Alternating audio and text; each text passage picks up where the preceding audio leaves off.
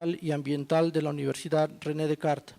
Es también autor de numerosos artículos y varios libros dedicados a temas como las masas, la propaganda política, la creatividad, las representaciones sociales y la psicología política. La primera vez que estuvo en México fue en 1994 y actualmente la historia nos ha enseñado que desde su primera visita él ha mantenido un pensamiento constante sobre nuestra realidad social y sobre los mexicanos. El Zócalo, por ejemplo, le ha inspirado en su reflexión y le sirve en diversos espacios para ejemplificar la presencia y fuerza de la memoria, la tradición, la religión, el poder político, el poder local y el poder económico en las sociedades. Los temas y preocupaciones que compartimos desde entonces con él han sido un punto de intercambio esencial para él y para nosotros. Por lo tanto, es difícil negar la gran influencia que ha tenido en el desarrollo de nuestra universidad y actualmente ya estamos en la 10ª visita del doctor Roquet. Nuevamente le doy la bienvenida, doctor Roquet, y estamos nuevamente a la disposición para trabajar sobre lo que usted nos va a enseñar. Muchas gracias.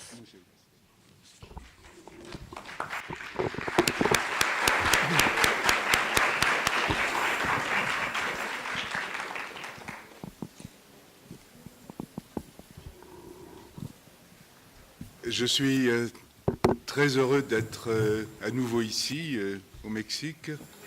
Ce n'est pas nouveau, comme on vous le rappelait à l'instant.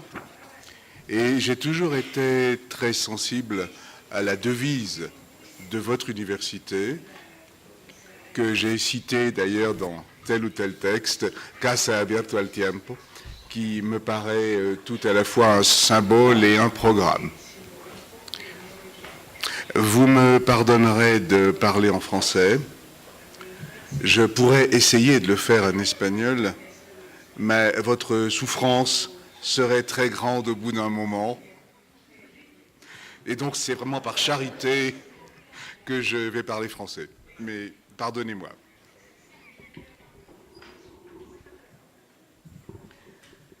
Je voudrais vous parler ce soir des rumeurs. Des phénomènes de rumeurs. Ce sont des phénomènes auxquels je m'intéresse depuis très longtemps.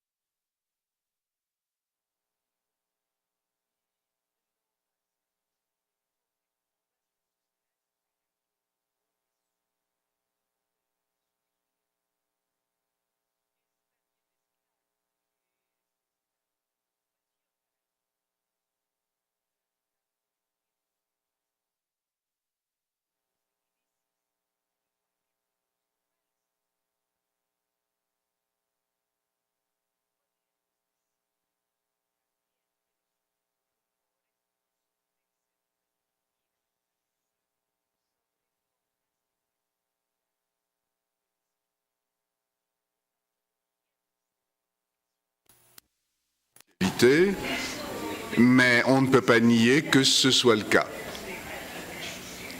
Alors voilà déjà plusieurs bonnes raisons pour s'intéresser aux rumeurs. Mais ce n'est pas celle-là que je voudrais mettre en avant. Je pense qu'on peut s'intéresser aux rumeurs et je voudrais vous inviter à le faire pour une raison beaucoup plus fondamentale et qui concerne, je crois, l'ensemble des sciences sociales. En quelques mots, voici cette raison. Il suffit de remarquer que notre façon de connaître le monde, en particulier le monde social, bien sûr, Cette façon ne peut pas être séparée de nos relations avec les autres et des modes de communication dans lesquels nous sommes engagés. Bon. Si je me répète, et c'est volontairement, je viens de vous dire que notre façon de connaître le monde, c'est-à-dire notre cognition, était indissociable des relations sociales, des relations autrui, si vous voulez, et indissociable aussi des processus de communication. Et nous avons donc une triade, un triplet, on peut dire les choses de différentes manières, qui associe fortement cognition, communication et sociabilité. Eh bien, il se trouve que les rumeurs sont certainement le phénomène le plus caractéristique, le plus typique, pour mettre en évidence cette complémentarité entre cognition, communication et sociabilité. En fait, si on s'intéresse aux rumeurs, c'est moins pour elles-mêmes que parce qu'elles sont des révélateurs du fonctionnement social, lequel fonctionnement repose toujours sur ces trois aspects. Processus cognitif, processus de communication, processus sociaux. Donc nous allons parler des rumeurs, évidemment, et nous allons essayer de voir comment on peut comprendre ces phénomènes-là. Mais ne perdez pas de vue, si vous le voulez bien, que la toile de fond, le décor de cette histoire, c'est fondamentalement la complémentarité de ces trois choses. Et j'aurai sans doute l'occasion de le faire remarquer plusieurs fois dans les minutes qui viennent. Je voudrais aborder deux questions principales. Il y en a bien sûr beaucoup d'autres, mais ces deux questions-là me semblent essentielles. Tout d'abord, qu'est-ce qu'une rumeur? Comment la définir? Et ensuite, quelles sont les fonctions des rumeurs? Cette deuxième question, on y viendra tout à l'heure, vient du simple constat de la fréquence, de la récurrence des rumeurs. Quand un phénomène est extrêmement fréquent, je dirais même banal, et il n'y a rien de plus banal que la rumeur, donc quand un phénomène est fréquent, on doit se dire qu'il correspond à quelque chose, qu'il a une utilité, qu'il a une fonction. Ça ne peut pas être simplement un instant de délire, un moment de dérèglement ou une sorte de perturbation ou d'accident. Quand on vit en permanence avec les perturbations, les accidents, etc., eh bien ce ne sont pas des perturbations ou des accidents, c'est le régime normal des choses. Et c'est pour cela que, comme deuxième question, on se demandera à quoi servent les rumeurs? Quelle est leur fonction ou quelles sont leurs fonctions? Bien, commençons par le problème de la définition. Je ne vais pas reprendre les définitions qui ont été données dans l'histoire de l'étude de ces phénomènes-là. Il y en a beaucoup, à partir de la Deuxième Guerre mondiale. Il n'y a pas de travaux de type scientifique sur les rumeurs avant la Deuxième Guerre mondiale. Donc nous avons une histoire d'environ 60-65 ans derrière nous. Ce qui est à la fois beaucoup, parce que les travaux ont pu s'accumuler, et très peu, parce que les questions sont tellement complexes que 2 générations de chercheurs, une génération c'est 30 ans traditionnellement, 2 générations de chercheurs n'ont pas pu les épuiser. Donc beaucoup de définitions qui ont été données depuis les débuts, voici 60 ou 65 ans, et lorsqu'on les analyse, je ne vais pas entrer dans le détail, je ne suis pas en train de faire un cours, hein. Lorsqu'on les analyse, on arrive à une conclusion. Il n'existe pas de définition simple. Je veux dire monocritériale. Hein. Il n'y a aucune définition qui nous permette de dire, face à un cas particulier, ceci est une rumeur, ceci n'est pas une rumeur. Comme vous le savez, en général, c'est après, une fois que la rumeur est retombée, que la rumeur est calmée, c'est après que l'on sait que c'était une rumeur ou que ce n'en était pas une. Donc, aucune définition monocritériale des phénomènes de rumeur. Quand vous êtes devant une situation semblable, d'une façon générale, hein, dans le champ scientifique, quand il n'y a pas de définition monocritériale, vous n'avez que 2 solutions. Et il y en a bien une troisième que j'évoquerai, mais elle n'est pas convenable. La première solution, c'est de se dire qu'on n'a pas encore trouvé le bon critère. Il n'y a pas de définition monocritériale, c'est parce qu'on n'a pas su encore trouver le critère suffisant. Donc, continuons à chercher et à réfléchir. C'est la première solution. La deuxième solution, beaucoup plus classique, c'est de passer à ce que l'on appelle une définition en syndrome. Exactement comme la plupart des définitions en médecine. C'est-à-dire rechercher un ensemble de traits, un ensemble de critères.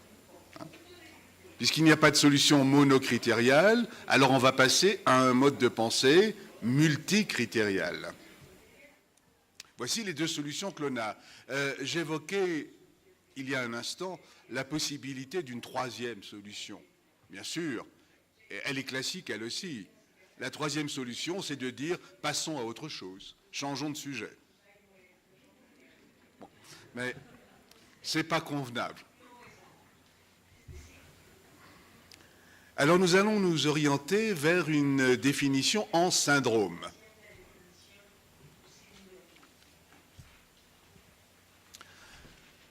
Un syndrome, c'est un ensemble de traits, de caractéristiques.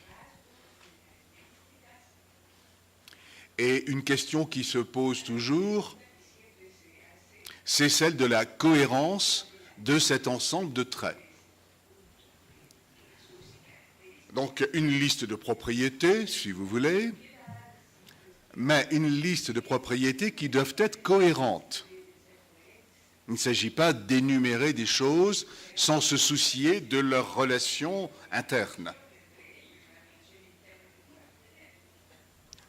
Ainsi sont les syndromes. Hein. Les syndromes ne sont pas des listes quelconques. Vous avez de la fièvre, vous avez des rougeurs, vous avez des difficultés à respirer, etc. Ça commence comme le syndrome de la grippe. Donc un ensemble de traits, mais cohérents. Ayant, si l'on peut dire, un peu par abus de langage, hein, ayant, si l'on peut dire, une logique sous-jacente, une logique interne.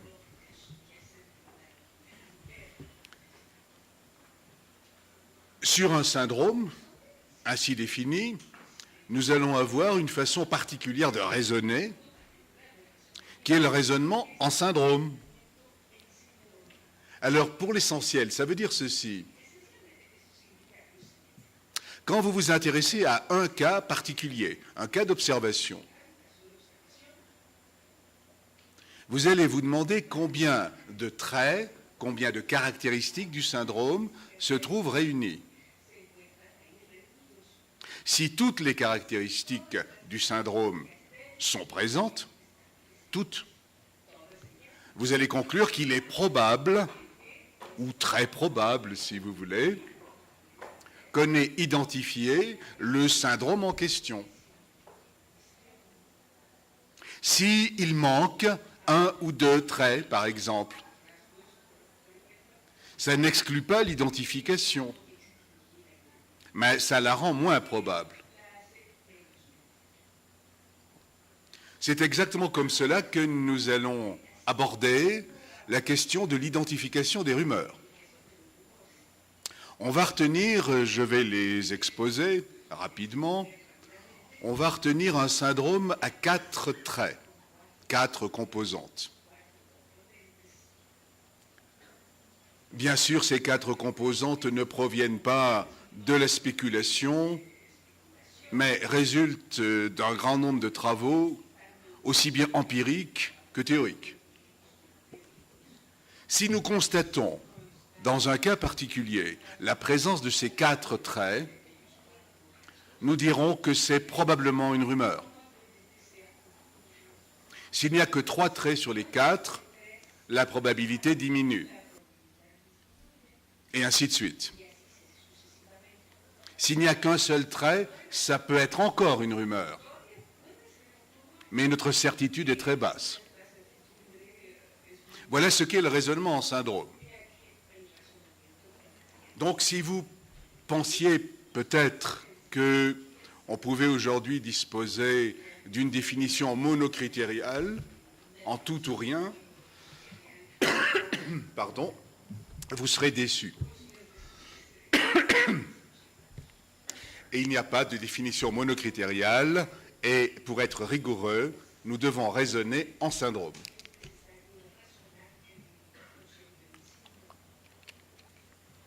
Eh bien, voyons quels sont les traits du syndrome de rumeur.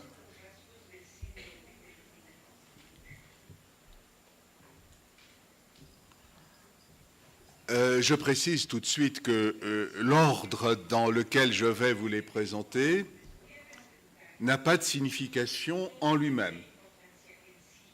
C'est un ordre d'énumération. Le premier trait n'est pas plus important que le second. Et le second que le troisième, etc.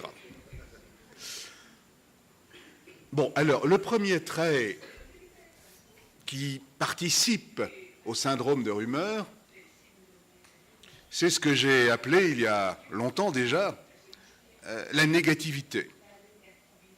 Hein, la négativité caractéristique des rumeurs. Alors, qu'est-ce à dire? Cela signifie que la plupart du temps, on précisera dans un instant ce que veut dire la plupart du temps. La plupart du temps, les rumeurs ont un contenu aversif, repoussant, désagréable, catastrophique. Ajoutez ce que vous voulez à la liste. C'est ce que nous appelons négativité. Il est très rare, ce n'est pas impossible, j'y reviendrai dans un instant pour comprendre comment cela se fait, il est très rare qu'il existe des rumeurs roses, comme l'on dit. Hein, des rumeurs d'espoir, de succès, de triomphe, des bonnes nouvelles. C'est rare ça. Hein. La plupart du temps, dans les rumeurs, vous avez des assassinats, des meurtres, de la corruption, des trafics, des sacrifices sanglants, des maladies qui vous menacent, etc., etc. Bon, c'est cela la négativité. Alors, nous avons relativement peu, depuis 65 ans, nous avons relativement peu de corpus important de rumeurs pour faire des statistiques. À vrai dire, à ma connaissance, je ne vais pas entrer dans le détail, nous avons 2 grands corpus. Le plus ancien, qui est le plus grand d'ailleurs, est un corpus de plus de 1000 cas. Bon, c'est quand même pas mal. 1000 cas de rumeurs relevés dans le même pays, en l'occurrence les États-Unis, durant une période de 1 mois seulement, pendant la Deuxième Guerre. Bon, l'analyse de ce corpus montre que plus de 90% des rumeurs recensées ont ce caractère de négativité. À l'époque de l'analyse, le concept de négativité n'existait pas encore et on disait que plus de 90% des rumeurs sont des rumeurs d'angoisse, de crainte, de peur, de menace, etc. Donc ça me donne déjà une indication. 90%, plus de 90%, sur un corpus de 1000 unités, ça donne une assez bonne estimation. Le deuxième corpus plus récent, les années 80 et 90, porte sur ce que l'on appelle les légendes urbaines ou légendes contemporaines. En général, on utilise plutôt légendes urbaines. Vous savez, ce sont toutes ces histoires qui circulent et que nous avons tous entendues. Par exemple, il y a 10 ans ou 15 ans, je ne sais plus, ça a un peu disparu aujourd'hui, les dangers des fours à micro-ondes. Les utilisations abusives pour toutes sortes de choses, des fours à micro-ondes. Ou bien, je ne sais pas si vous avez eu cela ici, mais en Europe et en particulier en France, c'était très répandu, les araignées venimeuses ou les serpents dangereux qu'on trouvait dans les supermarchés quand on achetait des bananes, ou ce genre de choses. Bon, tout ça, c'est des légendes contemporaines. Il y en a des quantités. Les crocodiles dans les égouts.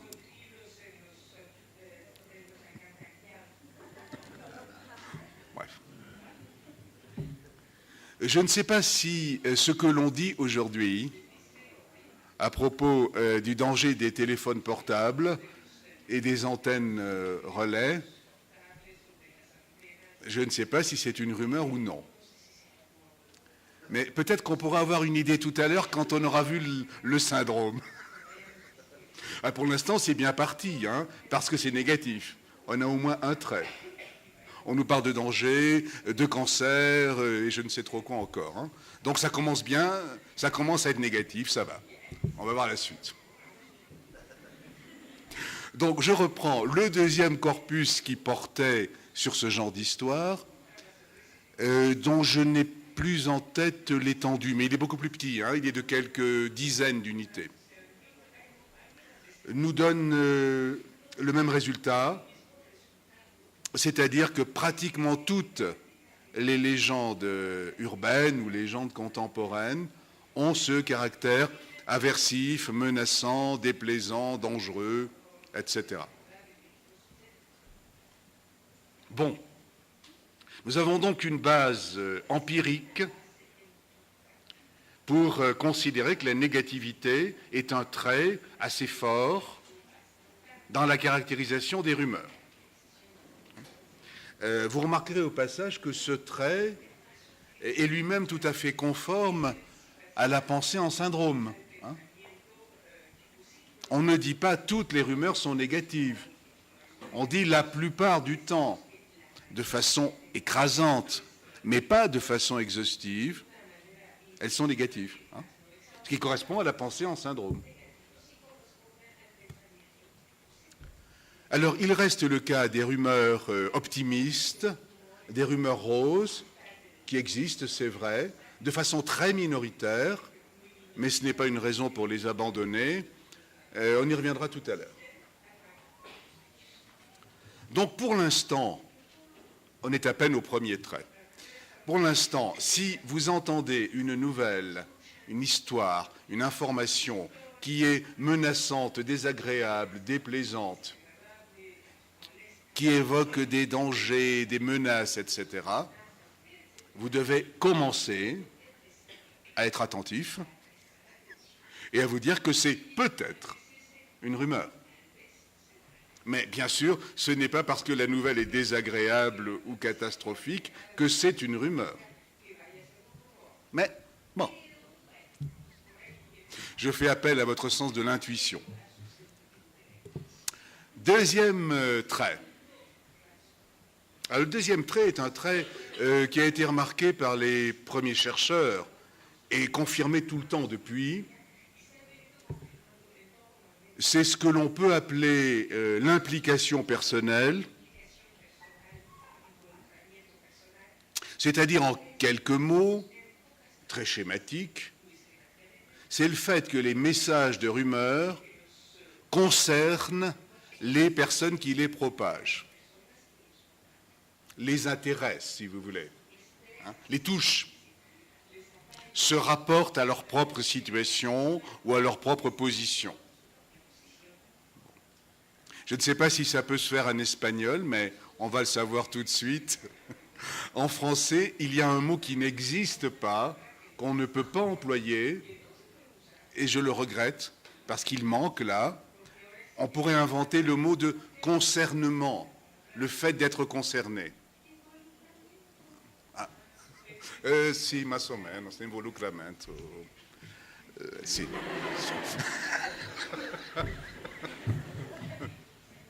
Sí.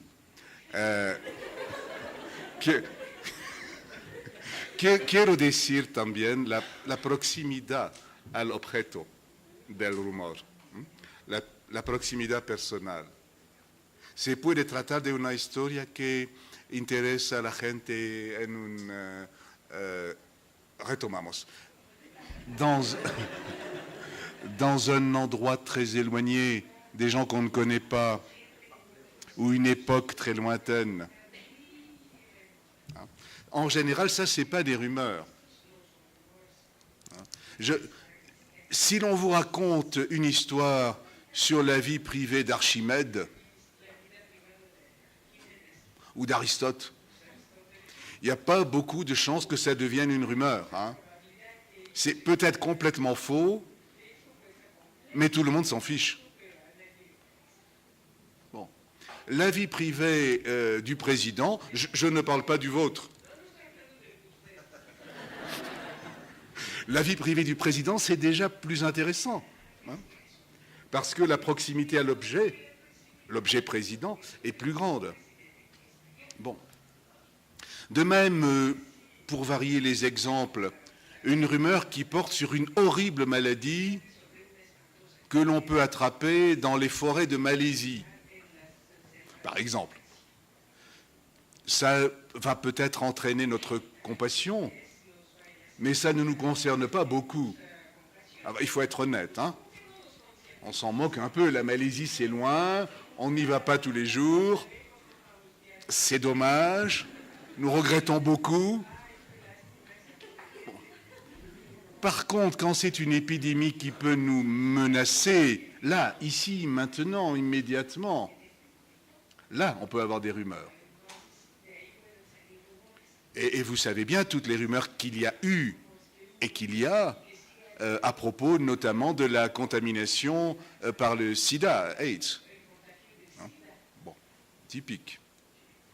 J'ai vu ici même ces jours-ci, dans un hôtel, un carton disant, je ne me souviens pas littéralement, hein, mais disant le sida te concerne et nous concerne, hein, avec tú y nosotros souligné. Hein, ce qui est exactement ce que j'appelle la proximité à l'objet. Bon. Donc, reprenons, nous avons comme deuxième trait des rumeurs cette notion d'implication personnelle. Si nous avons le temps tout à l'heure, je ne sais pas, nous entrerons un peu plus dans le détail, hein, mais c'est un trait, je pense, suffisamment clair. Le contenu de la rumeur nous implique, nous concerne. S'il ne nous implique pas ou ne nous concerne pas, ça ne donnera certainement pas une rumeur.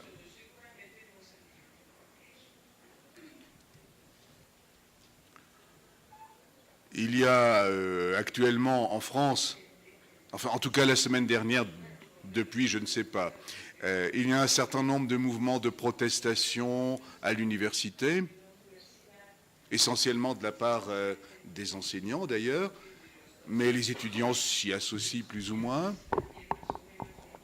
C'est une nouvelle qui peut vous intéresser, parce que le monde académique, c'est un peu universel, mais c'est quelque chose qui vous concernera beaucoup moins que si c'était un mouvement de protestation à la UAM ou à la UNAM ou je ne sais où, hein, dans un endroit où vous êtes. Bon, c'est ça aussi la proximité à l'objet.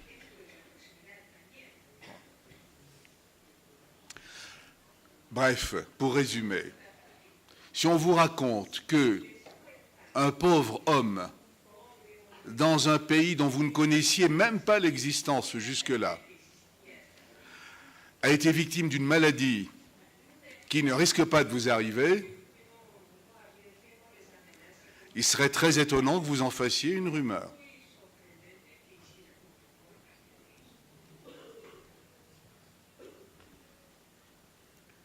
Donc, quand on vous raconte une histoire désagréable, déplaisante, aversive, négative, attention.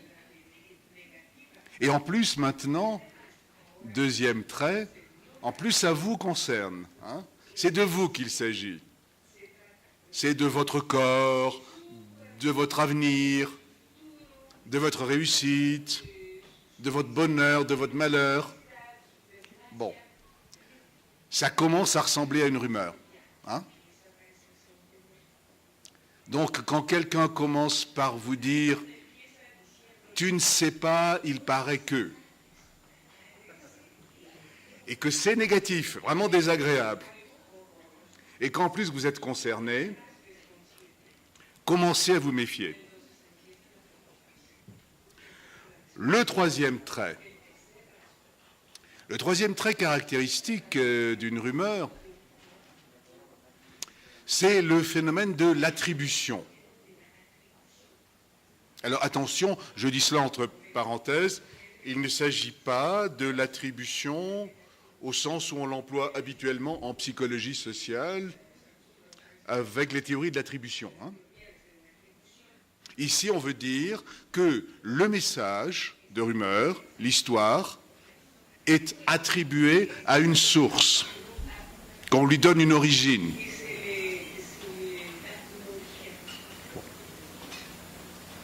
Cette origine, en général, sert de caution. C'est quelqu'un qui est qualifié, qui connaît bien la situation, etc., que l'on va placer à l'origine de la rumeur.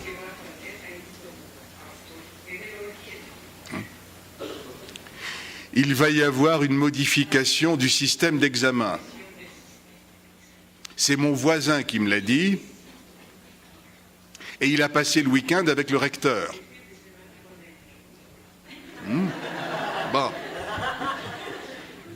Si vous avancez, c'est mon voisin qui me l'a dit, et il a passé le week-end avec le boulanger, on ne voit pas le rapport.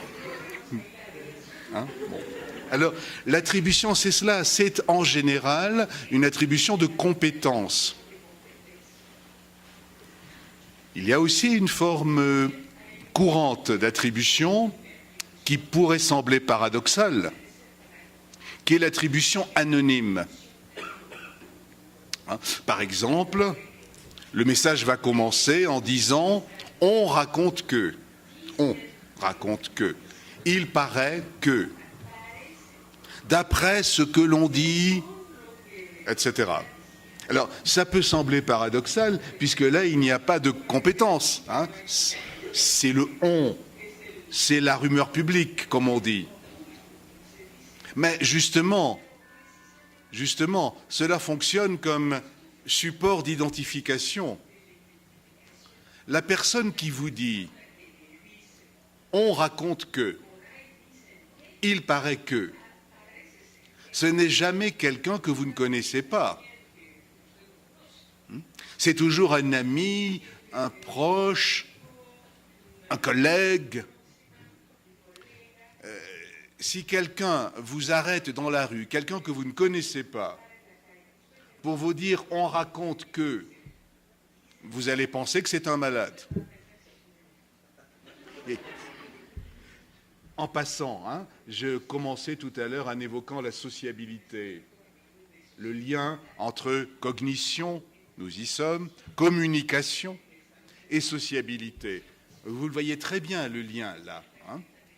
Les rumeurs, les légendes contemporaines circulent, se propagent entre des gens qui se connaissent, qui sont des proches sociaux.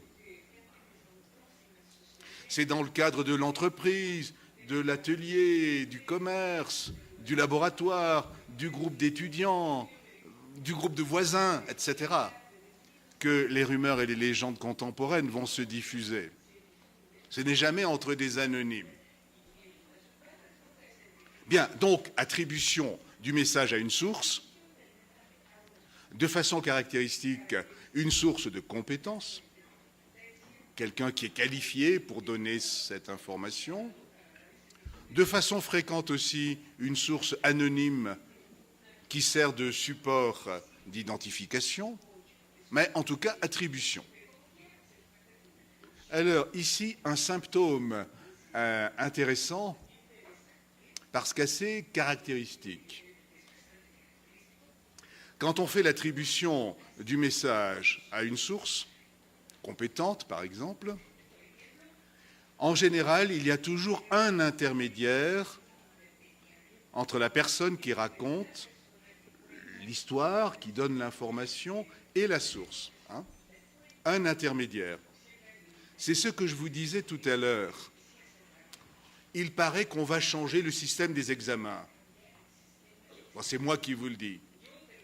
Hein. Et j'ajoute, pour faire une attribution, c'est mon voisin qui me l'a dit, et il a passé le dimanche avec le recteur. Hein. Donc, la source de qualification, la source de compétence, c'est le recteur. Mais entre le recteur et moi, qui vous raconte l'histoire, il y a l'intermédiaire de l'ami. Hein. Bon. Alors, ce phénomène est tellement courant dans la phénoménologie des rumeurs qu'on lui a donné un nom, une abréviation. Et alors, en français et en espagnol, ce serait la même abréviation d'ailleurs. On dit le phénomène A-du-A, A-D-U-A, qui signifie el amigo de un amigo.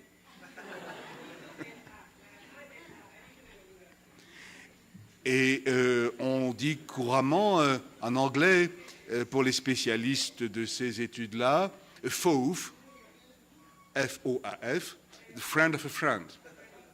Et il y a une catégorie de folk tales, d'histoires qui sont racontées donc par l'ami d'un ami. Bon.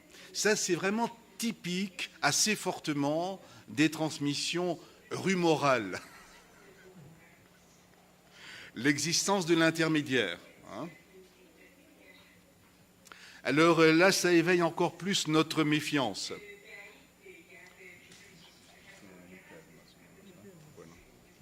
Ça éveille encore plus notre méfiance. On vous raconte une histoire catastrophique. Elle vous touche. Elle vous concerne.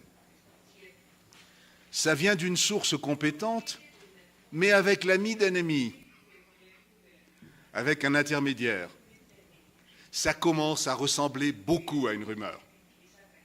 Hein? Vraiment très fortement.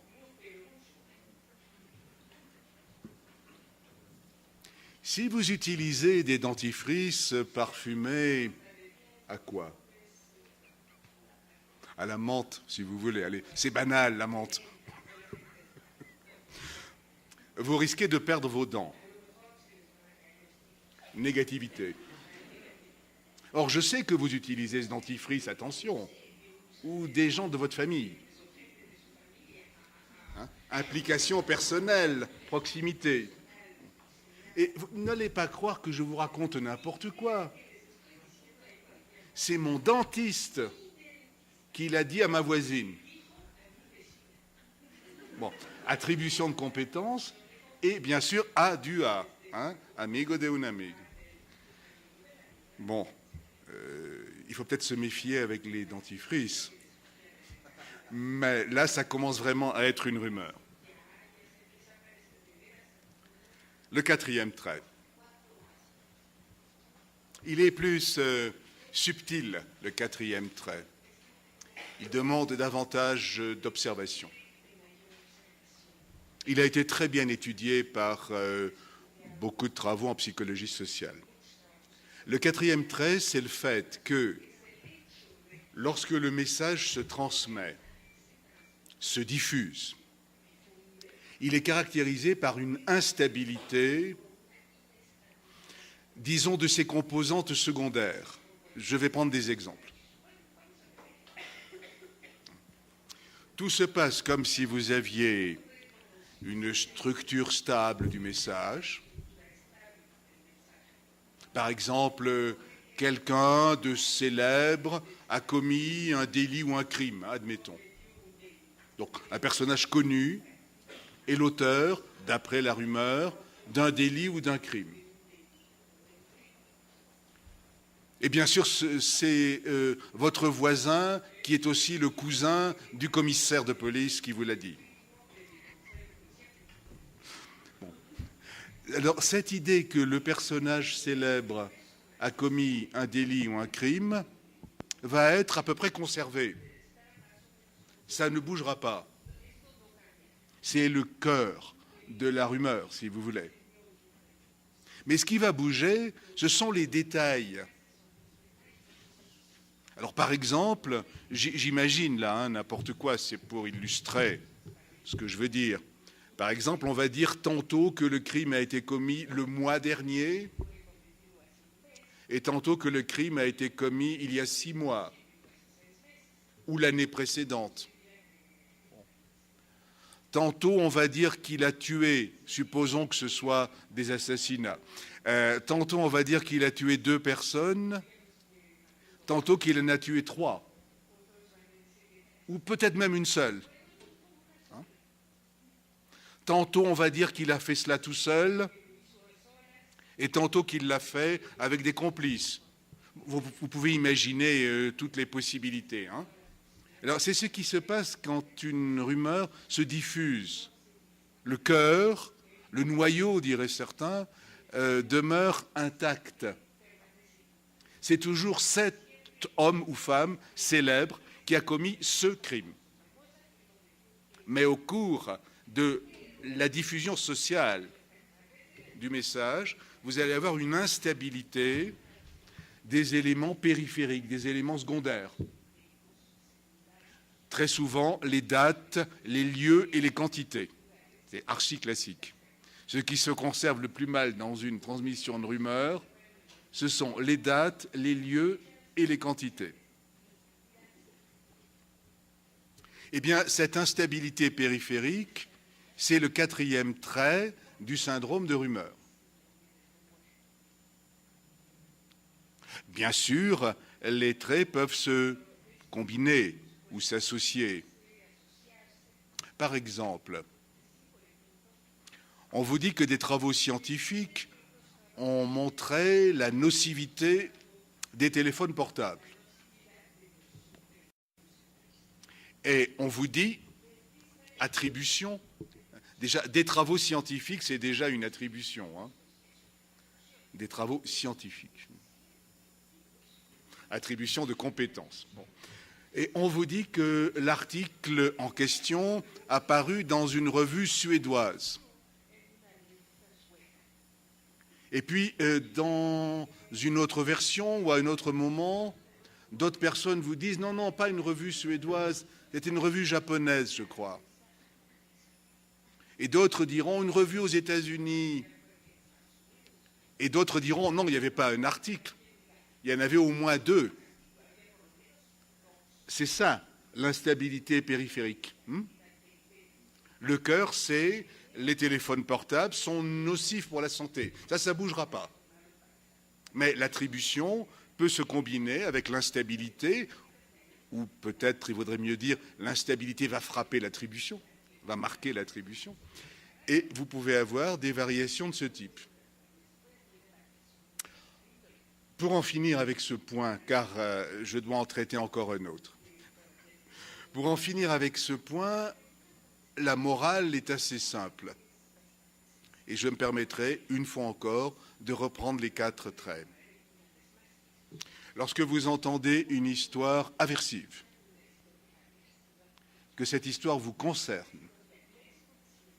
qu'elle fait l'objet d'une attribution de compétences, en général indirecte, à Doha, et qu'en plus, il y a une instabilité de la périphérie, des détails, si vous voulez, alors il y a toutes les chances du monde pour que ce soit une rumeur. Ce n'est pas la preuve que ce soit une rumeur. Mais c'est en quelque sorte le portrait robot.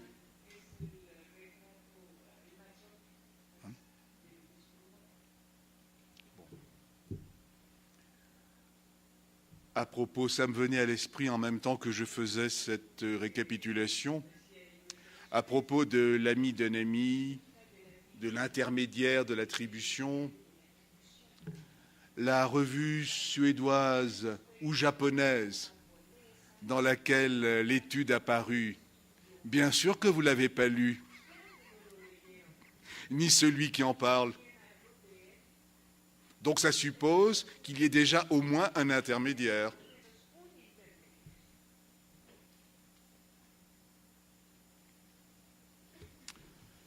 Bien, voilà schématiquement ce qu'est le syndrome de rumeur. Donc une rumeur, c'est une histoire qui circule entre des proches, socialement parlant, bien sûr, des proches sociaux, et qui présente en principe les 4 traits dont nous venons de parler. S'il manque un trait, ça peut encore être une rumeur. Mais ça demandera davantage de prise d'information et de réflexion, bien sûr.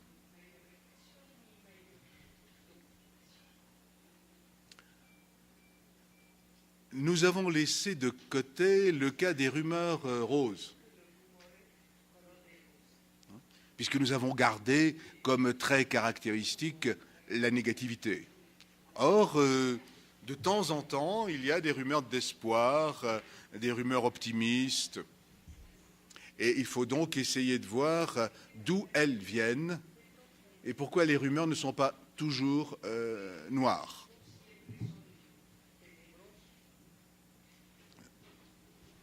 Nous avons là un ensemble d'observations,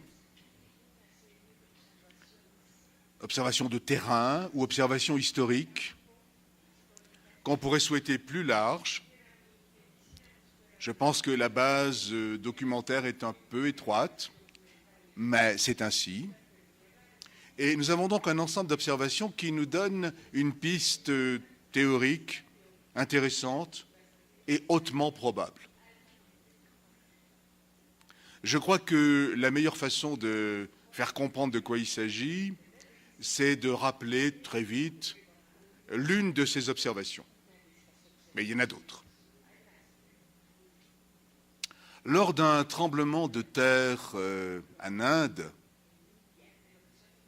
il y a déjà pas mal de temps, le hasard a fait que 2 psychologues sociaux, qui sont devenus assez célèbres par la suite, donc 2 psychologues sociaux se trouvaient dans 2 villages différents.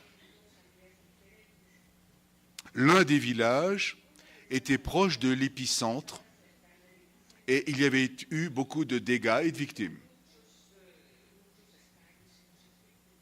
L'autre village, dans lequel se trouvait le 2e psychologue social, était plus éloigné et il y avait assez peu de dégâts et, je ne me souviens pas, peu ou pas de victimes.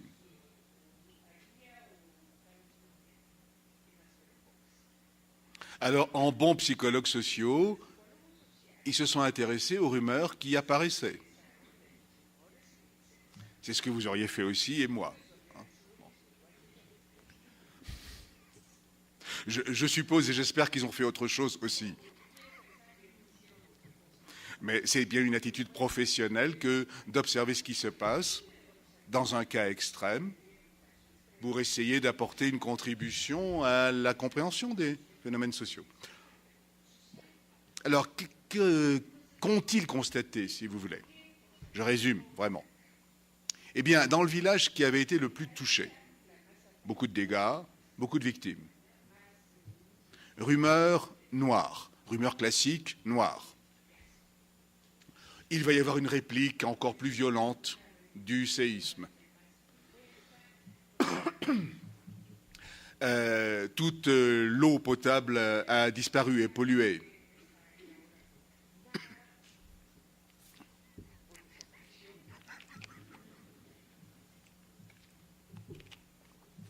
Donc, rumeur noire classique dans le village le plus touché. Dans le village le moins touché, rumeur rose.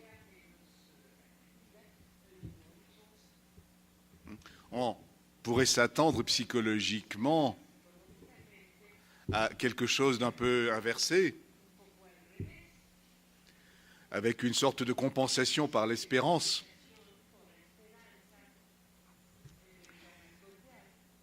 Eh bien, ce n'est pas ce qui se produit dans ce type de cas. Alors, d'autres observations vont dans le même sens.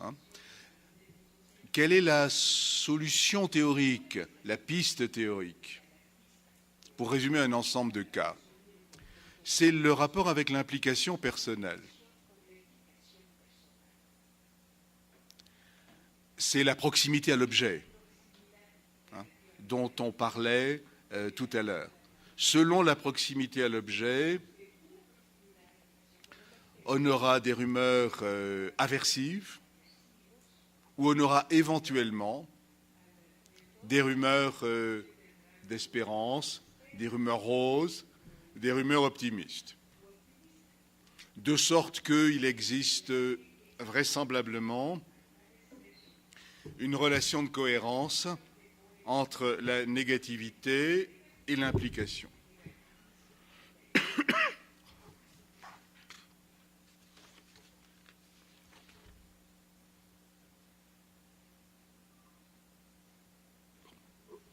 Je passe au deuxième point, et dernier, rassurez-vous.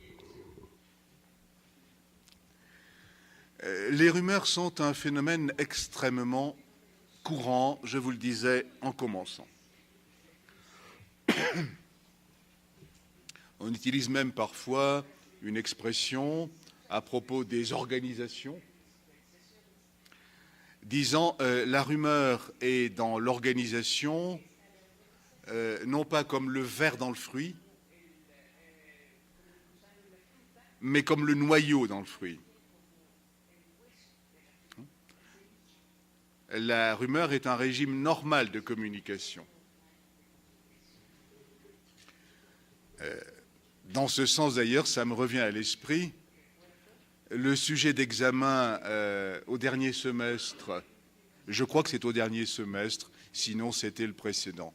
Le sujet d'examen qui a été posé chez nous à Paris Descartes pour le master organisation, c'était exactement celui-ci, la rumeur comme régime normal de fonctionnement des organisations. C'est-à-dire cette idée que vraiment la rumeur n'est pas l'exception, la déviation, la perversion, mais la banalité même des modes de communication entre les gens. Nous connaissons tous les endroits où ce mode normal se manifeste, les machines à distribuer des boissons. Je veux dire que ce ne sont pas les machines elles-mêmes, bien sûr, mais les échanges autour du café, autour de l'eau minérale, les restaurants et cantines, etc., qui sont les lieux typiques de sociabilité. C'est là où on parle enfin des choses importantes, de soi, la famille, les préoccupations, etc. Ce sont ces lieux-là, donc, qui sont typiquement les endroits où la rumeur va couler, je dirais, va couler normalement, banalement. Il faut, bien que ce ne soit pas mon propos de le souligner aujourd'hui, il faut abandonner le regard pathologique sur les rumeurs. Il faut quitter cette idée que les rumeurs, c'est de la pathologie. Parce que si vous pensez que la rumeur est pathologique, alors vous allez penser que toutes les organisations humaines sont pathologiques en permanence. Ce qui est ennuyeux quand même. Parce que là, la notion de pathologie ne veut plus rien dire. Bon, peut-être que nos collègues de psychologie clinique seraient enchantés. Je ne sais pas. Alors, puisque ce phénomène est tellement fréquent, banal, on peut se dire qu'il sert à quelque chose. On peut se dire qu'il assure certaines fonctions. Et c'est cela mon deuxième point. Quelles sont les fonctions de la rumeur? En termes banals, à quoi ça sert? Ça sert bien à quelque chose puisque ça n'arrête pas. Ça n'arrête pas de se renouveler.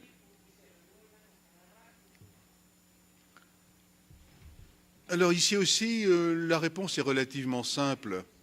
Après des quantités de travaux, j'insiste beaucoup sur le fait que je vous présente une sorte de résumé, de synthèse. Je n'entre pas dans le détail des travaux qui sont à la base. Nous ne sommes pas dans un congrès. Et j'essaie de vous présenter l'état actuel de notre connaissance des rumeurs. Donc, sur la base d'un grand nombre de travaux, on peut considérer qu'il y a 4 fonctions complémentaires. Je veux dire que dans toute rumeur, on va trouver 4 fonctions. Mais selon les cas, telle fonction, ou sous-fonction si vous préférez, sera plus évidente, plus marquante que telle autre. Avec une autre rumeur, ce sera différent. Vous allez voir très vite comment cela fonctionne. Première fonction, elle est tout à fait basique du point de vue de la sociabilité. La rumeur sert à renforcer l'assimilation sociale. Quand je vous rapporte une histoire, un récit de rumeur, dont vous savez déjà qu'il est négatif, etc., qu'il vous concerne et ainsi de suite. Lorsque je vous rapporte donc un récit de ce genre, je renforce la similitude sociale qui existe entre vous et moi. C'est-à-dire que c'est une façon, l'histoire, le récit de rumeur, est une façon de rappeler que nous vivons, vous et moi, dans le même monde, avec les mêmes pratiques, les mêmes habitudes, que nous courons les mêmes dangers. Vous savez l'histoire, par exemple, de seringues infectées qu'on trouverait dans certaines boîtes, certains cinémas, etc. Vous avez entendu l'histoire, elle est universelle. Bon, cette histoire de seringues infectées, en général, ce ne sont pas des grands-pères de 80 ans qui se la racontent. Ce sont des gens qui vont au cinéma ou dans les boîtes, et donc qui vont être éventuellement concernés par le récit, impliqués, comme nous disions tout à l'heure. Vous voyez comment tout se tient, L'occasion est belle. Attention, il y a des seringues infectées, vous allez attraper le sida. Bon, ça c'est très négatif. C'est le moins qu'on puisse dire. Bon. Et puis ça vous concerne parce que je sais que vous allez au cinéma, ou dans telle boîte, ou dans tel café, etc. Donc nous avons le deuxième trait, déjà. Et puis, je ne vous raconte pas des histoires, c'est vrai. C'est arrivé à quelqu'un que connaît un copain de mon frère. Donc c'est vrai. Et nous avons le troisième trait. Et puis, quatrième trait, on vous dira tantôt, ah oui, c'est dans telle boîte que ça s'est produit. Et l'autre vous dira, non, c'est pas là, c'est là. Ou bien, c'était la semaine dernière. Mais non, déjà l'année dernière, c'est arrivé. Vous avez le quatrième trait. Là, il n'y a pas de doute, je crois. Le portrait est complet. Eh bien, ce genre d'histoire, je reprends, circule entre personnes qui ont un mode de vie semblable, disons, des préoccupations communes. C'est ça l'assimilation sociale. Il y a ce que nous appelons parfois les rumeurs de mères de famille. Et l'endroit typique pour la diffusion des rumeurs des mères de famille, ce sont les sorties des écoles. Vous savez, quand les mères et les pères, parfois, attendent la sortie des enfants, et elles se racontent des histoires. Par exemple, des histoires de drogue, hein, assez couramment. Bon, ça, c'est typiquement des rumeurs de mères de famille, parce que c'est une mère de famille qui le raconte à une autre mère de famille qui attend également son gamin ou sa gamine. Hein, donc, assimilation sociale, typique. Ben, les rumeurs, ça sert à ça. Si je suis un de vos amis, une de vos connaissances, que nous sortions ensemble, et si je vous raconte des histoires qui ne vous intéressent absolument pas, ne vous concernent pas du tout, ne rappellent pas les modes de vie ou de distraction que nous avons en commun, vous allez considérer que je suis très ennuyeux, hein, et bon, on ne se verra plus. La rumeur, ça fait du lien social. Hein, ça crée du lien social. Ça nous intéresse, c'est l'implication, c'est intéressant. On a l'air bien informé. Assimilation sociale. Continuons avec la deuxième fonction. La deuxième fonction, en fait, est le complémentaire de la première. Vous savez, un peu comme les vieilles histoires en psychologie, beaucoup d'entre vous doivent faire psychologie ou ont fait psychologie. La vieille histoire du fond et de la forme. La forme qui se voit par rapport à un fond, et des fois ça bascule. C'est la forme qui devient fond. Bon. Ben, la deuxième fonction, c'est la différenciation sociale. Hein. La première, c'est l'assimilation. La deuxième, c'est la différenciation. Et qu'est-ce que ça veut dire, banalement? Ça veut dire que vous et moi, c'est justement un groupe auquel vous n'appartenez pas. Hein? Bien sûr, ce n'est pas votre groupe. Hein. Donc la différenciation sociale, ça fonctionne avec l'assimilation, comme le fond et la forme. Hein. Plus il y a de tiers que l'on peut désigner, stigmatiser, repousser, etc., plus on se ressemble. Bon. Donc, assimilation sociale, différenciation sociale. Troisième fonction, ou troisième aspect, c'est que fréquemment, les rumeurs donnent une explication à un aspect du monde qu'on ne connaît pas bien ou qu'on ne contrôle pas. On dit, vous savez que sans doute que c'est une expression courante en psychologie sociale, on dit que les rumeurs expriment une théorie naïve. Les théories naïves sont un objet d'étude en psychologie sociale assez répandu. Alors les rumeurs vous donnent une explication. On manque d'eau, il doit bien y avoir une raison. Et peut-être, je ne sais pas si c'est le cas à Mexico, mais peut-être qu'il va y avoir une explication au problème de la pénurie de l'eau. Ce sera una teoria ingenua, hein, une théorie naïve permettant d'expliquer un phénomène qu'on connaît mal ou qu'on contrôle mal. Hein. Par exemple, il y a quelques années, je dirais de mémoire à peu près 5 ans, il y a eu en France, dans le nord de la France, des inondations extrêmement importantes. Pour ceux qui ont la carte en tête, dans la baie de la Somme, donc à l'extrême nord de la France. Et il y a eu aussitôt après, dans les jours et les semaines qui ont suivi, une magnifique rumeur. Les habitants, enfin, certains habitants de la Somme, disant que c'était la faute de Paris et des Parisiens, parce que les habitants du bassin parisien, de la région parisienne, avaient fait exprès d'évacuer leurs eaux d'inondation, leurs eaux de pluie, vers la baie de la Somme. C'est exactement ça que nous appelons une théorie naïve. Bien sûr, vous n'allez pas avoir une rumeur disant que les inondations sont explicables par les fortes pluies. Ridicule. Vous n'allez avoir aucune rumeur expliquant cela par l'étroitesse des canaux d'évacuation ou des choses comme ça. Non.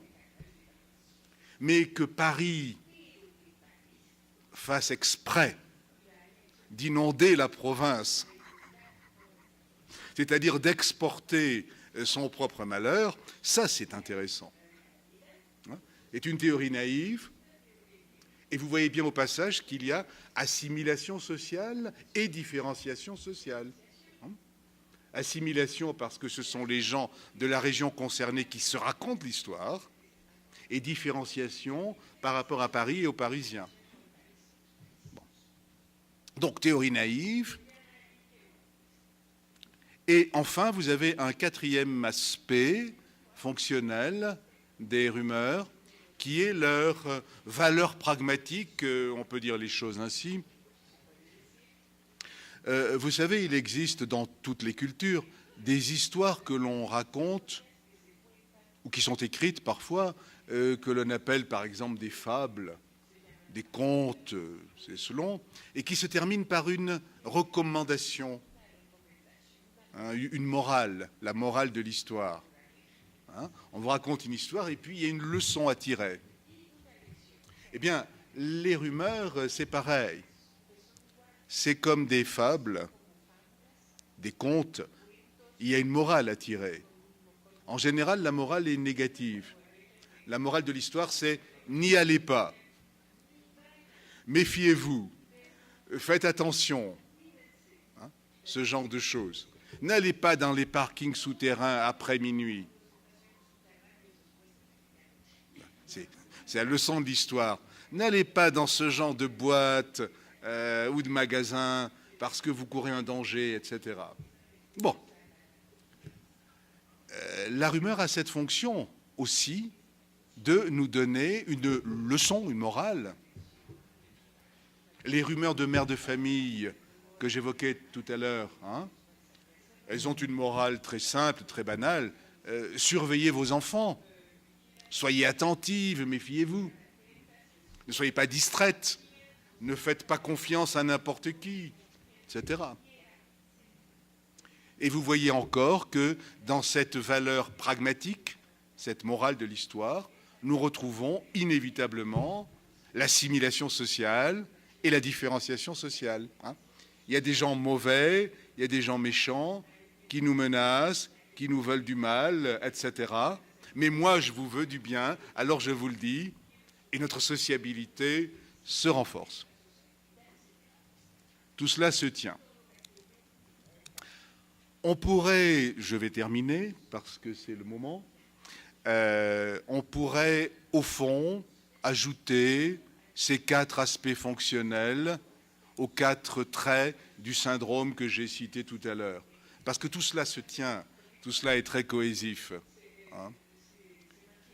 Et donc si les 4 traits définitoires sont présents, et en plus, ou plutôt en même temps, si vous pouvez reconnaître que le récit de rumeur renforce l'assimilation du groupe, l'assimilation sociale, qu'il implique une différenciation en même temps, qu'il a des aspects d'explication naïve et qui se termine par une leçon pratique, alors je pense qu'il faut se méfier.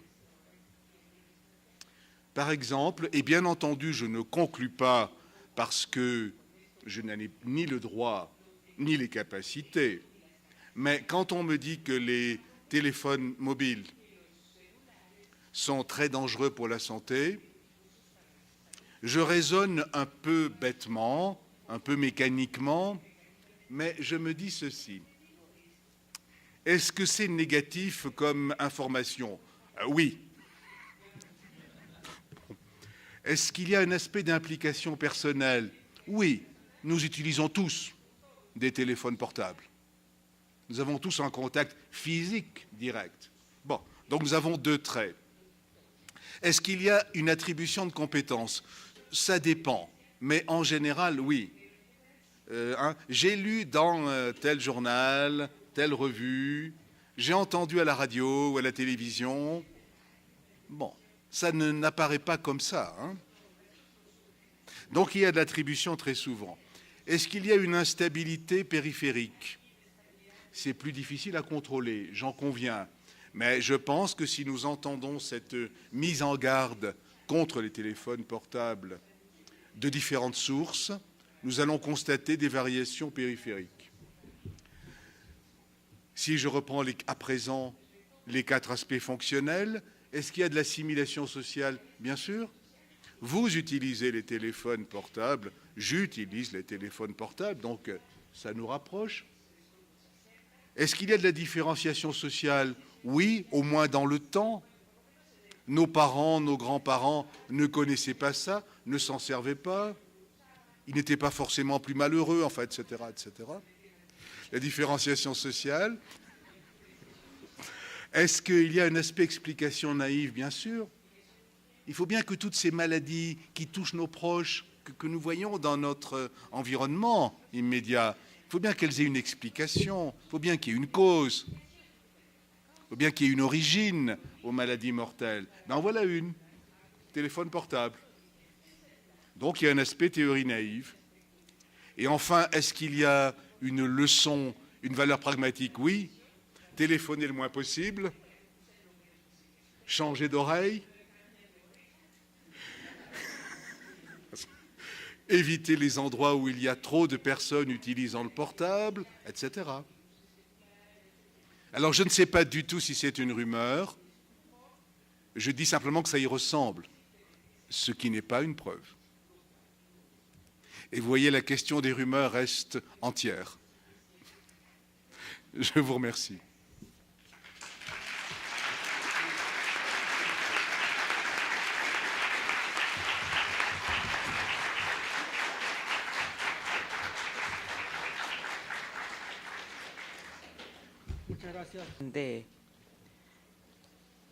De Michel Rouquet, que me hace pensar, bueno, toda la parte de análisis y su referencia a la teoría de las representaciones sociales para mí fue inevitable en cuanto al modelo estructural.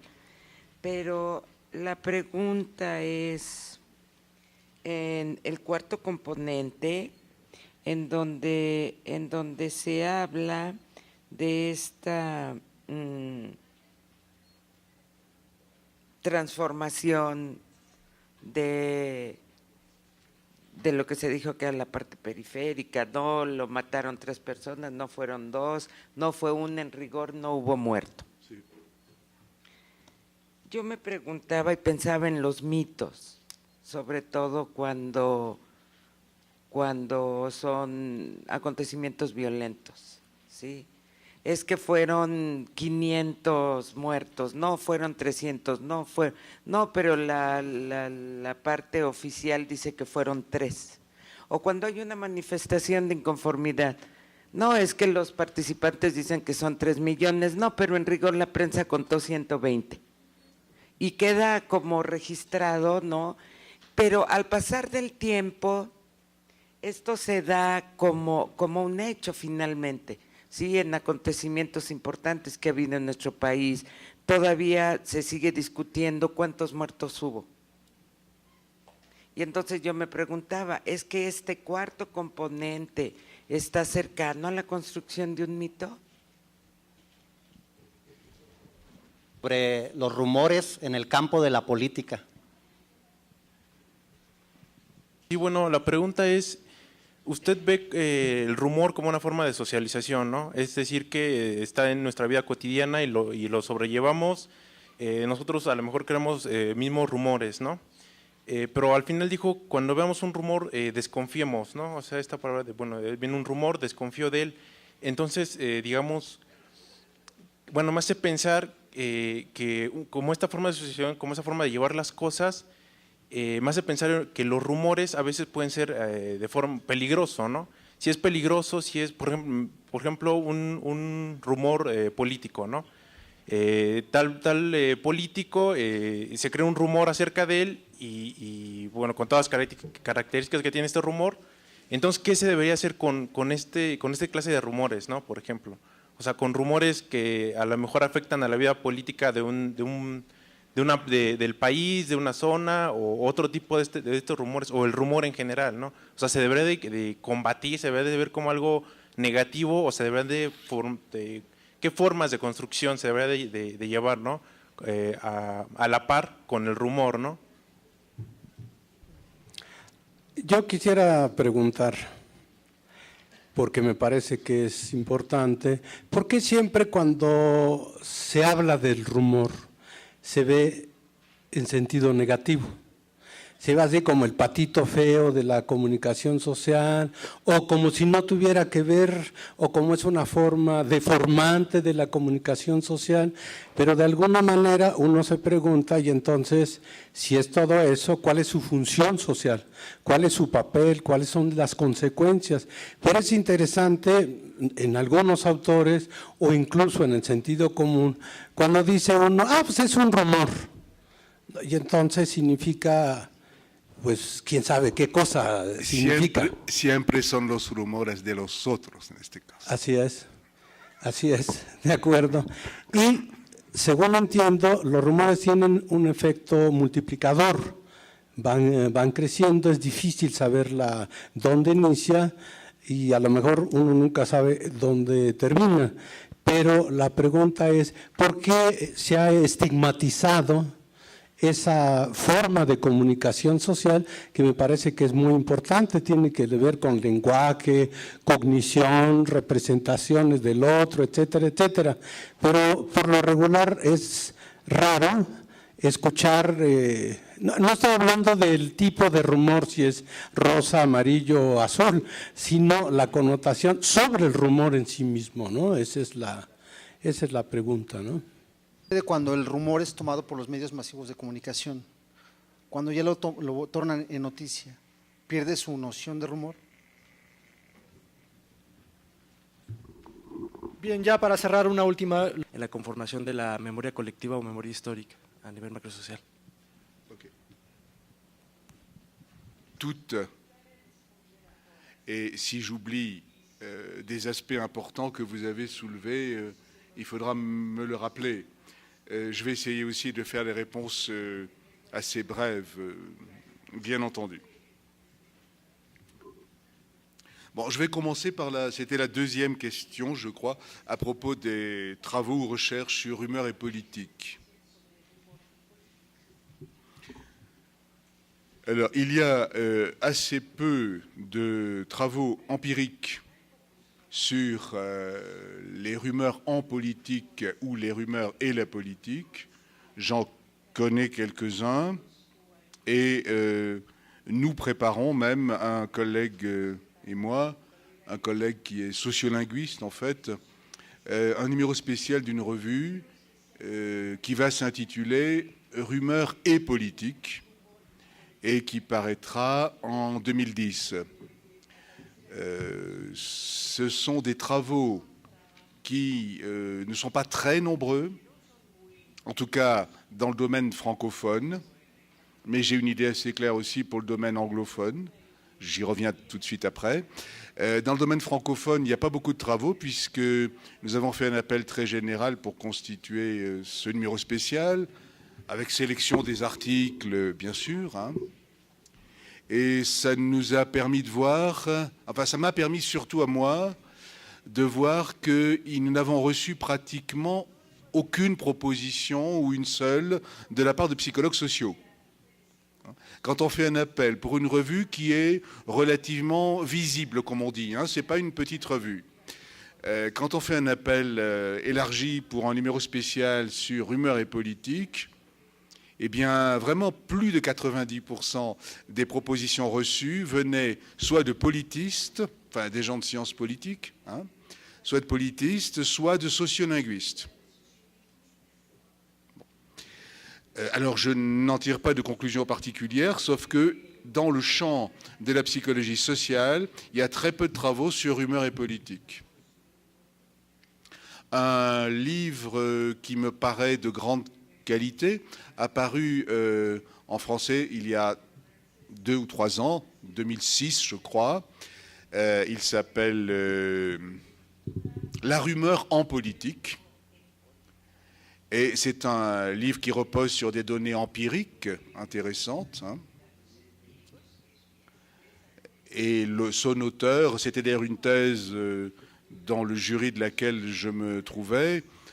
Son auteur est devenu maintenant maître de conférence, comme nous disons chez nous, en sciences politiques, pardon. Donc, en clair, peu de travaux ou pas en psychologie sociale dans le domaine francophone.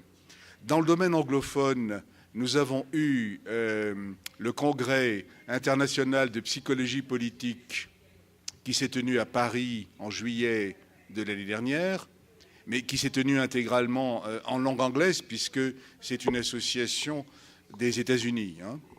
Et sur l'ensemble des communications présentées, qui portent sur la psychologie politique d'aujourd'hui, sauf erreur de ma part, parce qu'il y avait quand même beaucoup de communications, il n'y avait aucune communication sur les rumeurs, enfin rumeurs et politique. Hein. Donc je crois qu'on peut dire que dans le domaine francophone et dans le domaine anglophone, du point de vue de la psychologie sociale et de la psychologie politique, il y a très peu de travaux sur rumeurs et politique ou rumeurs en politique. Voilà. C'est l'état actuel des choses. Ça ne veut pas dire, bien entendu, que la question ne soit pas intéressante. Loin de là, je crois qu'il y a un chantier immense. Mais pour des raisons qui m'échappent, sincèrement, des raisons qui m'échappent, les psychologues sociaux et les sociologues semblent s'intéresser assez peu ou pas du tout à cet aspect-là. Et c'est davantage chez les politistes eux-mêmes ou éventuellement chez les sociolinguistes, parce qu'il y a des analyses de discours derrière. Hein. On va analyser le discours de la rumeur, bien sûr. Voilà, bon, donc j'ai essayé de répondre à votre question sur ce point-là. Alors, ça concerne également une autre question qui a été posée en troisième lieu, hein, sur le caractère, effectivement, qui peut être menaçant, dangereux, inquiétant, de l'emploi des rumeurs en politique. Il y aurait beaucoup de choses à dire là-dessus. Je n'ai pas trop de temps, mais juste une indication ou deux. L'étude des rumeurs est née pendant la Deuxième Guerre mondiale. Je vous le rappelais tout à l'heure, et c'est un point fondamental. Ce n'est pas par hasard que les gouvernements se sont préoccupés de la question des rumeurs à ce moment-là. Et le poids de cette origine se fait sentir encore aujourd'hui. Alors, bien entendu, très vite, dès la Deuxième Guerre mondiale, les rumeurs ont également été utilisées comme arme de guerre psychologique, hein, pour égarer l'adversaire ou pour le démoraliser. Et les deux camps ont procédé de cette façon-là. C'est une arme de propagande tout à fait classique. Et dans tous les conflits que nous avons connus jusqu'à aujourd'hui, y compris bien sûr ce qui se passe aujourd'hui, nous avons un emploi systématique de rumeurs comme arme psychologique, que ce soit sur le terrain ou que ce soit plus fréquemment par l'utilisation des médias en internationalisant l'information et le conflit. Hein. Ce que les stratèges appellent la manœuvre extérieure, celle qui n'a pas lieu sur le terrain, où s'affrontent les deux parties, mais celle qui fait intervenir des pays tiers ou des groupes tiers, notamment par le biais des médias. Donc nous avons à cet égard la rumeur dans les conflits, dont la rumeur en politique serait éventuellement une forme édulcorée. Hein. Nous avons un très grand nombre d'observations, mais avec l'inconvénient que présentent les observations quand il n'y a que des observations. Hein. C'est-à-dire qu'on a très peu d'études rigoureuses, systématiques et contrôlées. Mais on n'est pas tout à fait démunis quand même. Hein. En fait, si je devais faire, c'est une hypothèse tout à fait gratuite, et c'est seulement pour illustrer ce que je veux dire, si je devais faire demain ou la semaine prochaine une conférence sur la rumeur et la guerre, j'aurais beaucoup plus d'éléments que si je devais faire une conférence sur la rumeur et la politique. Je parle de références empiriques. Bon. Et pourtant, comme je vous le disais il y a un instant, nous préparons ce numéro spécial sur rumeur et politique, mais beaucoup de déception du côté des psychologues sociaux et même des sociologues.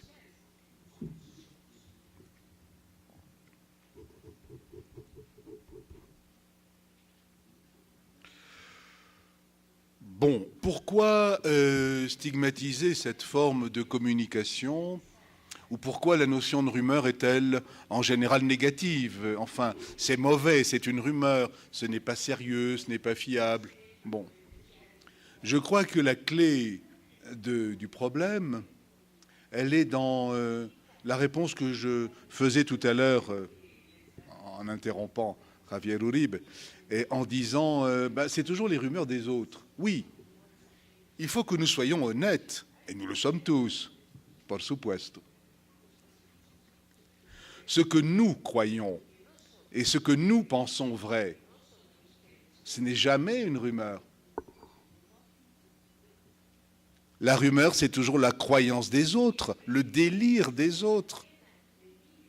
Hein? Ils sont vraiment lamentables, ils croient n'importe quoi. Ils ne sont pas sérieux, ils manquent de formation, enfin, etc. Nous, on n'a pas beaucoup de rumeurs. Nous avons des convictions, nous avons des connaissances, nous avons des certitudes. Les rumeurs, c'est les autres. Peut-être que ça nous arrive une fois tous les 10 ans d'avoir été victime d'une rumeur. Alors, à ce moment-là, on se repentit, on dit que ça ne nous arrivera plus. Mais c'est stigmatisé parce que c'est la forme de communication des autres. Vous parlez de rumeurs à n'importe qui, sans préciser, et n'importe qui vous répondra, les gens sont prêts à croire tout. C'est toujours les autres. C'est jamais nous, bien sûr. Particulièrement à l'université, voyons.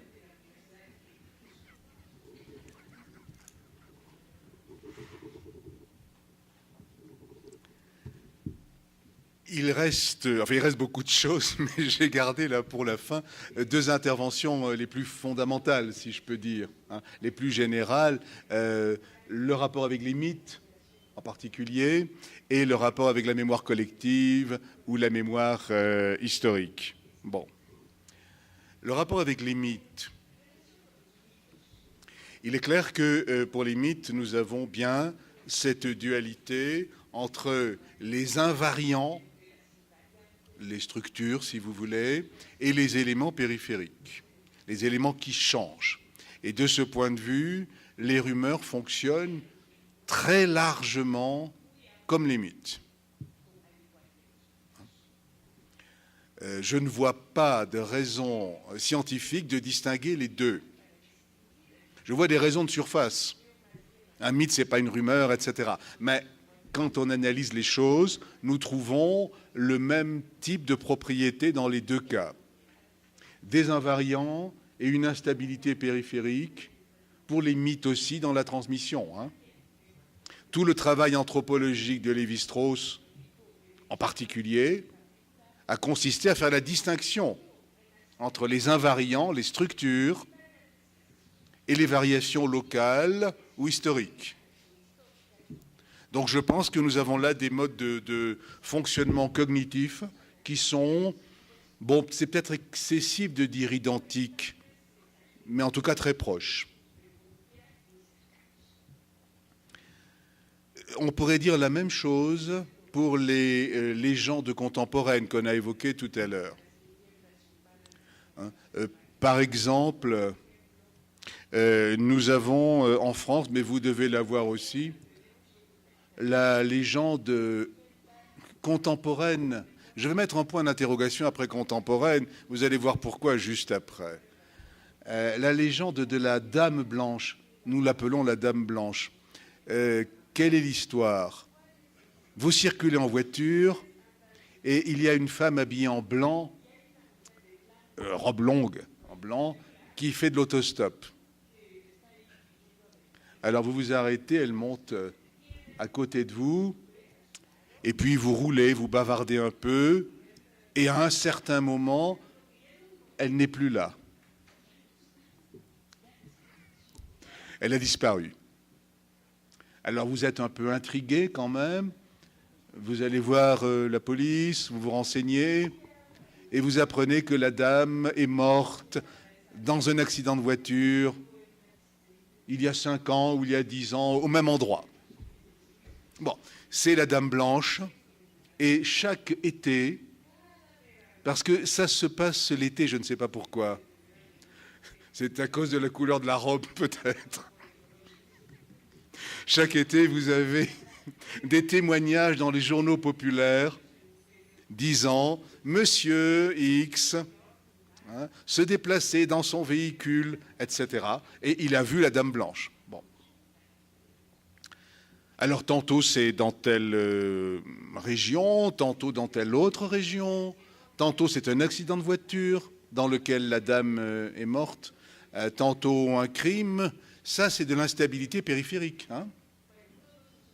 Ce qui est central, c'est un véhicule se déplace, une femme y monte, elle disparaît, elle était morte tragiquement avant. Voilà, ça c'est le noyau. Or, un de mes collègues a trouvé exactement cette histoire au XVIIIe siècle, non pas avec une voiture automobile, mais avec une diligence tirée par des chevaux, une diligence dans une forêt. Donc, entre le XVIIIe et le XXIe siècle maintenant, aucune différence dans la structure. Ça, c'est un mythe. C'est typiquement un mythe dont vous avez la résurgence, la réapparition sous la forme de légendes contemporaines. Donc, bref, je ne veux pas être trop long, mais entre le mythe, la légende contemporaine et la rumeur, je ne vois pas un effet de rupture. Par rapport à la mémoire collective, mémoire historique, mémoire sociale, où là, beaucoup de travaux, par contre, se développent, comme vous le savez. Depuis quelques années, c'est devenu un thème majeur de la psychologie sociale. Il est clair que nous avons, dans les récits de mémoire, des éléments qui sont analogues à la rumeur, des éléments qui cristallisent en rumeur, mais je pense qu'il y a des différences assez fondamentales de ce point de vue-là. En général, je ne veux pas entrer dans le détail, mais il y a des bases empiriques. Hein, ce n'est pas une opinion, il y a des travaux empiriques derrière. En général, la mémoire historique est une mémoire positive pour notre groupe. C'est-à-dire qu'en gros, ce qui s'est passé de bien, de positif, dans notre histoire, c'est à notre groupe qu'on peut l'attribuer. Et ce qui s'est passé de négatif, de mauvais, de destructeur, je ne sais quoi, est en général le fait d'un groupe tiers, d'un groupe extérieur. On a des relevés là-dessus qui sont assez convergents. Il ne faut pas voir les choses, bien sûr, d'une façon caricaturale. Hein, mais la tendance est celle-là. La mémoire sociale ou historique plutôt de notre groupe est plutôt une mémoire positive.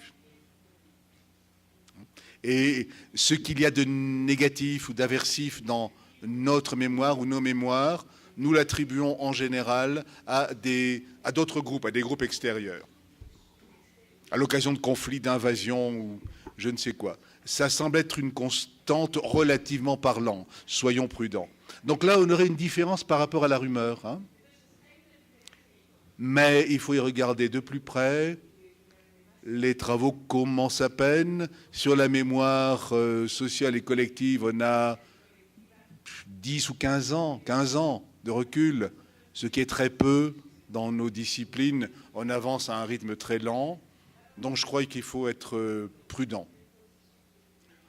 à nouveau, il y a sans doute un rapport entre la négativité, le noir et le rose, que j'évoquais tout à l'heure, entre la négativité et l'implication. Notre histoire, notre groupe, les autres groupes.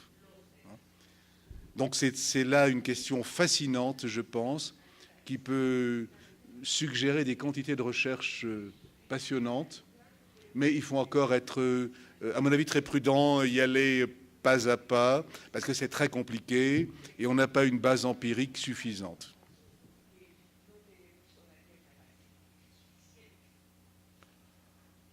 Et pardon pour tout ce que j'ai oublié dans mes réponses.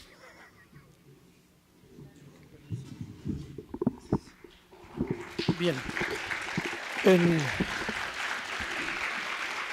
En atención a las universidades con las que estamos conectados, hay una pregunta, la cual será la última. Es una pregunta breve que probablemente ya tocó algunos aspectos en esto último comentado, bueno, en lo penúltimo, que dice: ¿cómo estudiar la génesis del rumor? Se ha hablado de una parte fenomenológica, pero interesa saber cómo se podría estudiar la génesis del rumor y, de un lado, cómo visualizar cómo surge y también qué pasa, cómo lo podemos estudiar antes de que termine.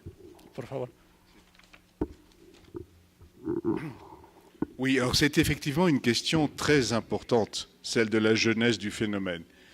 Et là, heureusement, nous avons, comme on dit, un paradigme, c'est-à-dire une façon classique de faire.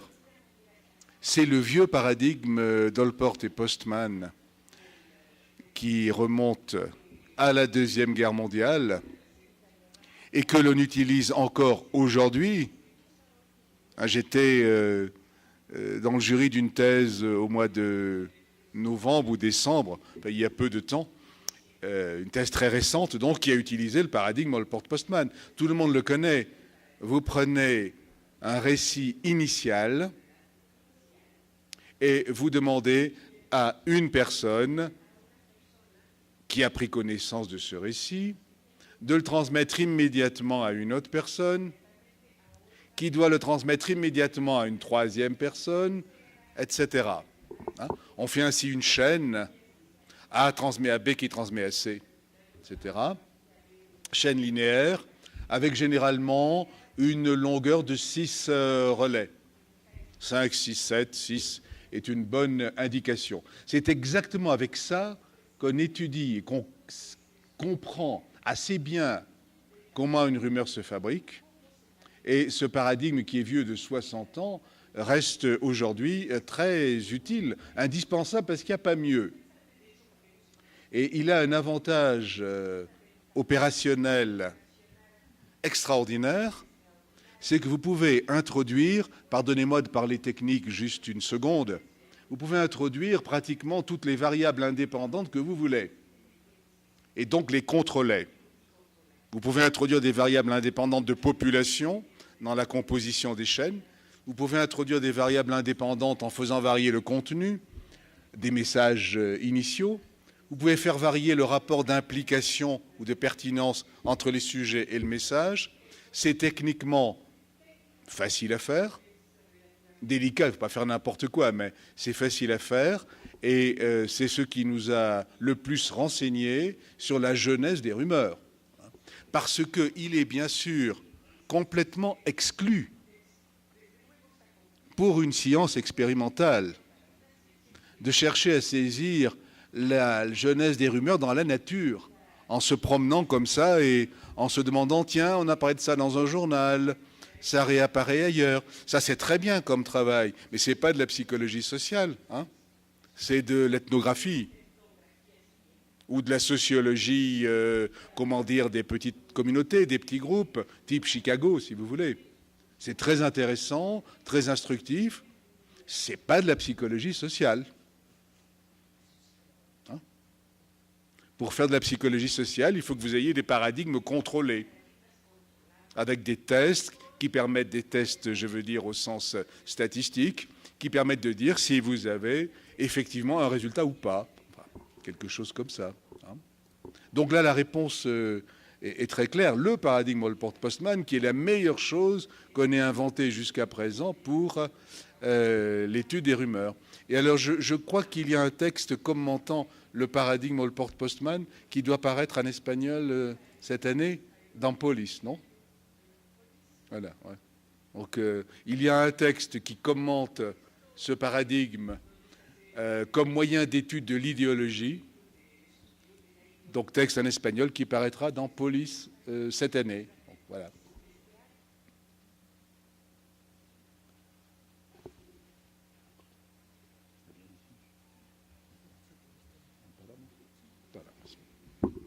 Entonces, paramos. Bien, esta pregunta fue hecha por la Universidad La Salle. Y bueno, ya estamos terminando. Antes que nada, quiero agradecer a las universidades que estuvieron en contacto con nosotros en esta conferencia, a su nutrida participación y sobre todo a la ferviente participación y entusiasta, como siempre, del doctor Michel-Louis Rouquet.